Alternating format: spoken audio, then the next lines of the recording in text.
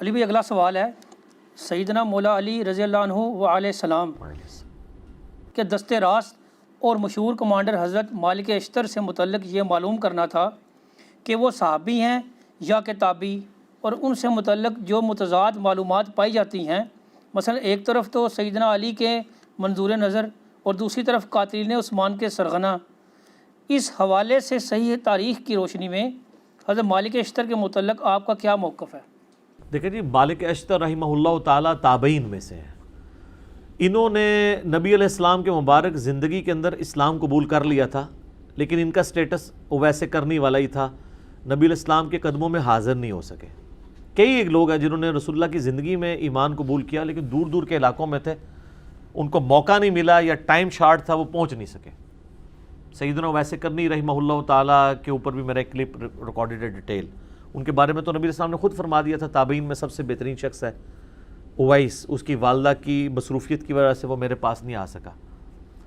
صحیح مسلم میں اوپر تلے 4 احادیث ہیں، میں نے ڈیٹیل لیکچر اس پہ ریکارڈ کروایا۔ تو اس سیدنا اویس کرنی والا سٹیٹس ہی مالک اشتر کا ہے، وہ بھی تابعی ہیں، صحابی نہیں ہیں، اگرچہ کئی صحابہ سے عمر میں وہ بڑے ہیں۔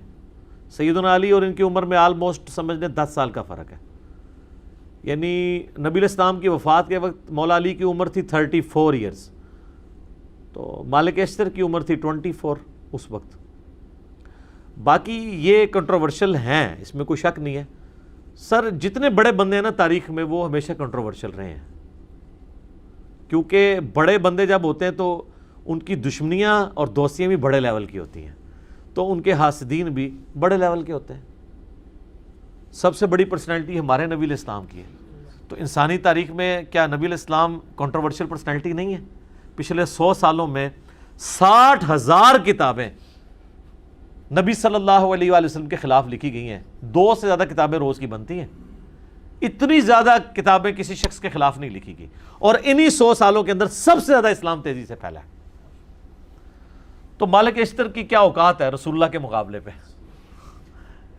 تو اس طرح یہ کنٹروورشل بن جاتی ہیں۔ باقی یہ کہنا کہ وہ قاتلین عثمان میں شامل تھے، بالکل ایسا نہیں ہے۔ قاتلین عثمان کی اگر کسی کے پاس کوئی سی سی ٹی وی کیمرے کی ویڈیو پڑی ہوئی ہے تو ہمیں بتائیں، اس کو پوائنٹ آؤٹ کر دیں ہم۔ ہاں، سیدنا عثمان کی پالیسی سے اختلاف کرنے والوں میں شامل تھے، وہ بالکل ٹھیک ہے۔ تو سر اس میں تو ٹاپ آف دا لسٹ خود ام عائشہ شامل تھیں سلام اللہ علیہ، جو سیدنا عثمان کی پالیسی سے اختلاف کرتی تھی۔ کئی اصحاب بدر شامل تھے۔ باقی سیدنا عثمان کے ساتھ جو کیا گیا وہ تو ظلم پہ مبنی ہے۔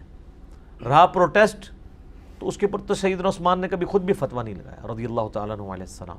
حتیٰ کہ صحیح بخاری میں 695 نمبر حدیث ہے، ایک صحابی کہتے ہیں کہ میں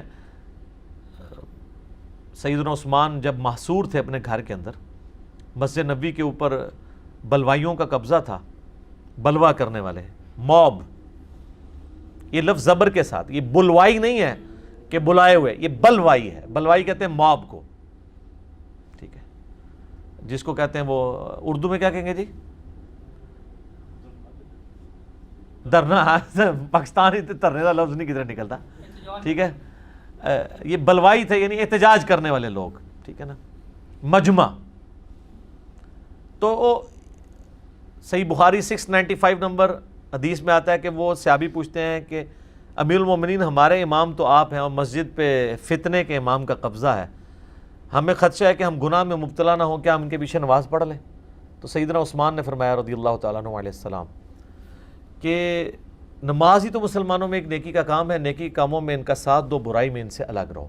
یہ اس بات کا ثبوت ہے کہ سیدنا عثمان کو یہ پتہ تھا کہ مسجد نبوی پہ جو لوگ امامت کر رہے ہیں وہ منافق نہیں ہیں، وہ کافر نہیں ہیں، وہ یہودی ایجنٹ نہیں ہیں، بلکہ وہ لوگ ہیں جن کو سیدنا عثمان کی پالیسی سے اختلاف ہے، اور وہ اختلاف بھی ان کا حق تھا جو سیدنا عثمان نے ان کو دیا، کیونکہ سیدنا عثمان ملوکیت میں نہیں تھے، خلافت میں تھے۔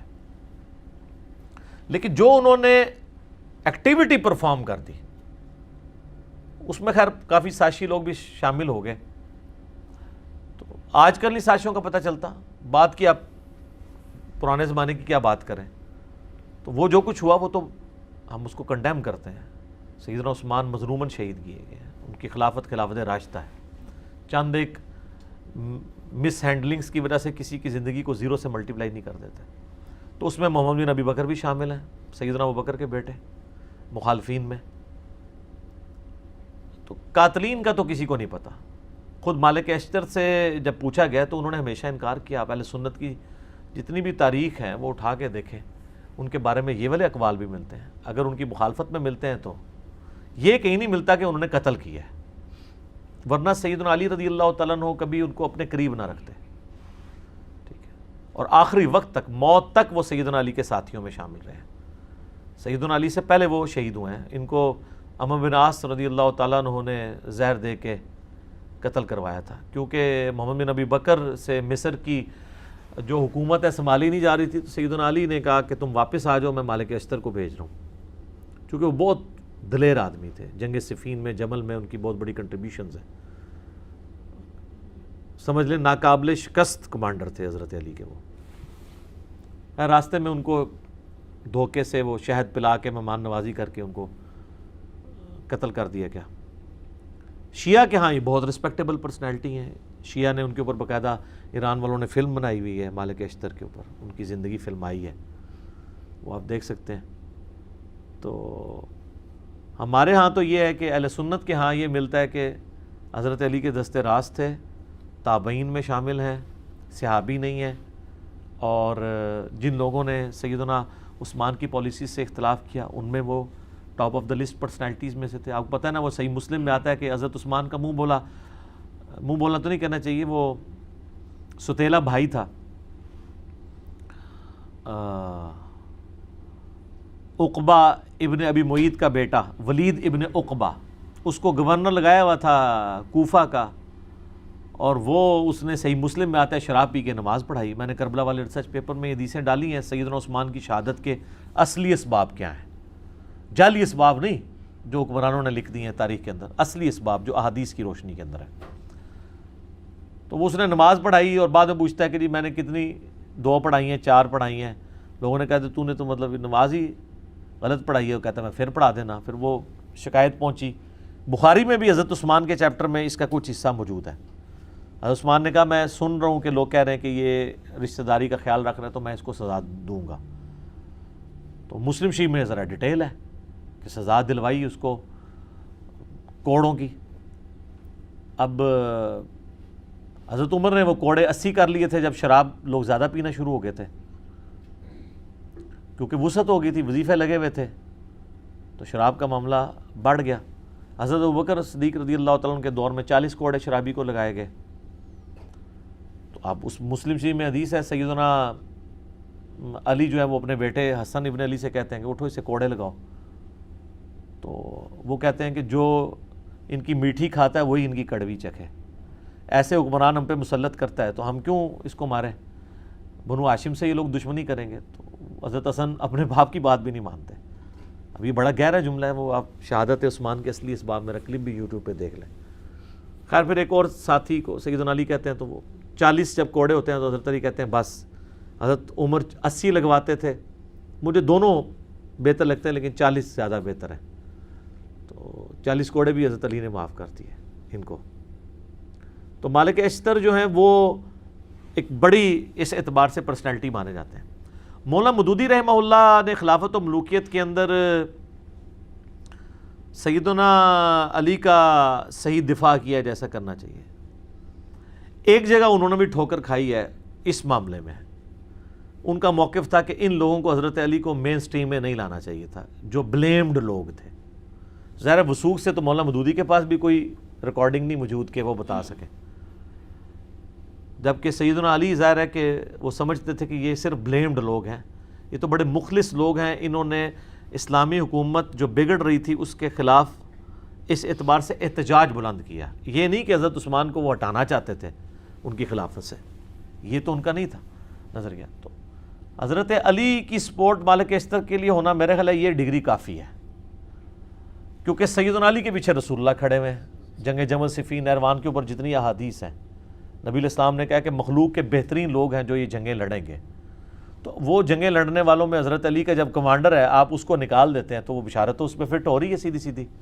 ویسے تو یہ کبھی سمندری جہاد والی فٹ کر دیتے ہیں کسی کے اوپر، کچھ کر دیتے ہیں، کبھی قسطنطینیہ والی پکڑ کے کسی کے اوپر لگا دیتے ہیں، تو ادھر نہیں لگتی ہیں، ادھر بھول جاتے ہیں اور وہ پراپوگنڈا کرتے ہیں، وہ اس لیے صرف کہ، اور یہ ان کے بیٹے بھی پھر سیدنا حسین ابن علی کے ساتھ مخلص تھے۔ مختار ثقفی نے جب قاتلین حسین سے بدلہ لیا ہے تو اس وقت ان کے ساتھ دست راست ان کا بیٹا تھا ابراہیم ابن مالک اشتر، وہ بھی ان کے ساتھ تھے۔ یہ یعنی نخی قبیلہ جو ہے وہ بڑا جاندار قبیلہ تھا، جنگجو لوگ تھے۔ اور ابراہیم نخی جو ہے وہ تابعی، ان کی عمر 46 ایئرز ہوئی ہے ٹوٹل، 50 ہجری میں پیدا ہوئے ہیں، 96 ہجری میں فوت ہو گئے، بخاری مسلم کے راوی ہیں، امام حنیفہ کے دادا استادوں میں شامل ہیں۔ ان کا المعجم الکبیر طبرانی میں قول موجود ہے نا کہ بالفرض اگر میں قاتلین حسین میں شامل ہوتا اور اللہ تعالیٰ قیامت کے دن مجھے معاف بھی کر دیتا اور میں جنت میں بھی داخل ہو جاتا، پھر بھی میں جنت میں رسول اللہ کا سامنا نہ کر سکتا کہ کہیں حضور مجھے پوچھ ہی نہ لیں کہ تو قاتلین حسین میں شامل تھا، حالانکہ اللہ معاف کر چکا ہوا ہے۔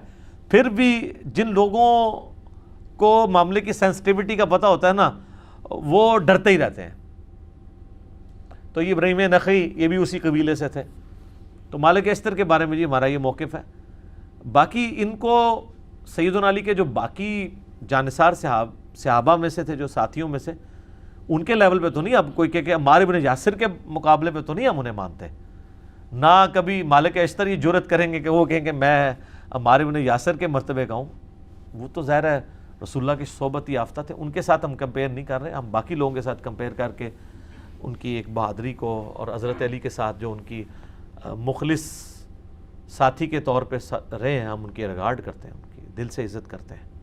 باقی ان کے بارے میں جتنے جھوٹے بلیم ہیں تو وہ سر تاریخ میں آپ کو اس طرح کی پرسنالٹیز کے بارے میں آپ کو کیا کیا باتیں نہیں ملتی ہیں، جب اس کو ڈیپ ڈک کیا جائے تو کیا سے کیا باتیں بن جاتی ہیں۔